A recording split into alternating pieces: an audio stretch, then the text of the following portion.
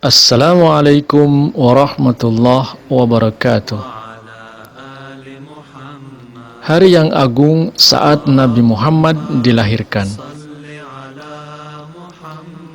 Abdul Muttalib, seorang pemuka Quraisy Mekah paling berpengaruh, berusia sekitar 70 tahun ketika Abraha, seorang raja Kristen dari Himyar, beserta pasukan gajahnya datang menyerang Mekah dan berencana menghancurkan Ka'bah, namun ia gagal total.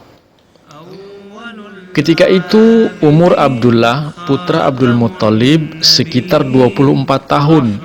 Sudah tiba waktunya untuk dinikahkan.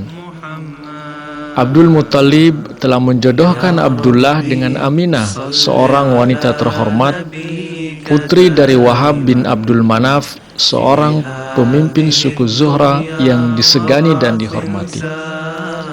Hari bahagia itu pun tiba.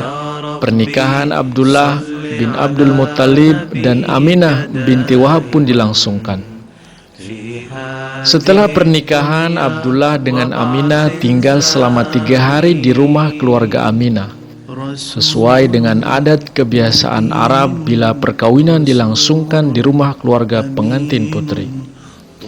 Sesudah itu mereka pindah dan menetap bersama keluarga Abdul Muttalib. Abdullah ada seorang suami yang baik dan bertanggung jawab, dan Aminah seorang istri yang berbakti. Mereka hidup rukun dan bahagia.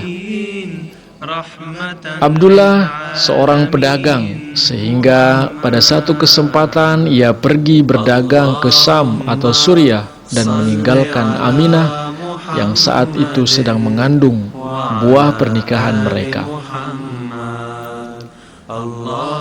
Biasanya kafilah dagang dari Arab menuju Syam berlangsung berbulan-bulan lamanya dan melewati medan perjalanan yang berat dan berbahaya. Karena beratnya perjalanan, tidak jarang ada yang sampai tewas di tengah perjalanan. Abdullah bersama-sama dengan para pedagang lainnya melewati perjalanan berat dan berbahaya itu dalam perjalanan dagangnya. Saat perjalanan pulang ke Mekah, Abdullah menyempatkan diri singgah di Madinah, menemui kerabat ibunya di Madinah. Ternyata saat di Madinah itu Abdullah jatuh sakit, sehingga terpaksa ia tinggal di sana, sementara teman-temannya kembali ke Mekah. Mereka lah yang kemudian menyampaikan kabar sakitnya Abdullah di Madinah kepada ayahnya di Mekah. Mengetahui kabar buruk itu, Abdul Muttalib kemudian mengirim putra sulungnya Haris ke Madinah untuk membawa Abdullah kembali ke Mekah.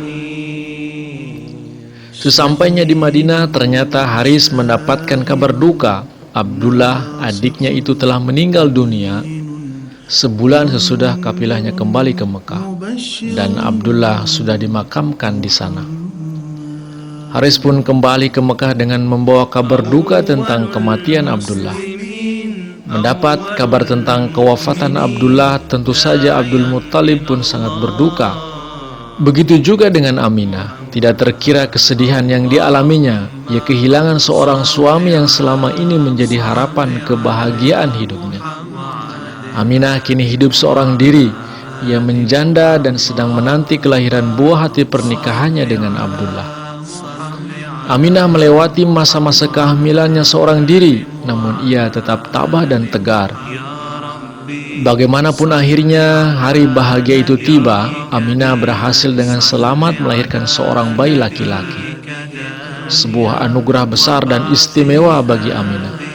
Ia mendapat kehormatan untuk menjadi seorang ibu bagi seorang laki-laki paling istimewa yang pernah dilahirkan ke bumi. Kelahiran bayi laki-laki ini juga merupakan anugerah dan karunia tak terhingga bagi keluarga Abdul Muttalib, bagi bangsa Arab, bahkan bagi umat manusia di seluruh dunia hingga sepanjang masa. Mengetahui kabar bayi itu, Abdul Muttalib membawa cucu laki-lakinya itu ke Ka'bah. Di tengah-tengah kaumnya, ia mengumumkan bahwa cucu kesayangannya itu ia beri nama Muhammad. Terdapat beberapa perbedaan pendapat tentang kapan tepatnya Nabi Muhammad dilahirkan. Dan yang paling termasyhur ialah beliau dilahirkan pada hari Senin tanggal 12 Rabiul Awal tahun Gajah atau tahun 570 Masehi. Siapa yang menyangka bayi laki-laki itu kelak akan menjadi seorang yang sangat istimewa, yang akan merubah dunia dari kegelapan menjadi berlimpah dengan cahaya ilahi. Simak lanjutan kisahnya di episode ketiga, Masa Kecil Muhammad dalam Asuhan Halimah Sa'diyah. Terima kasih. Assalamualaikum warahmatullahi wabarakatuh.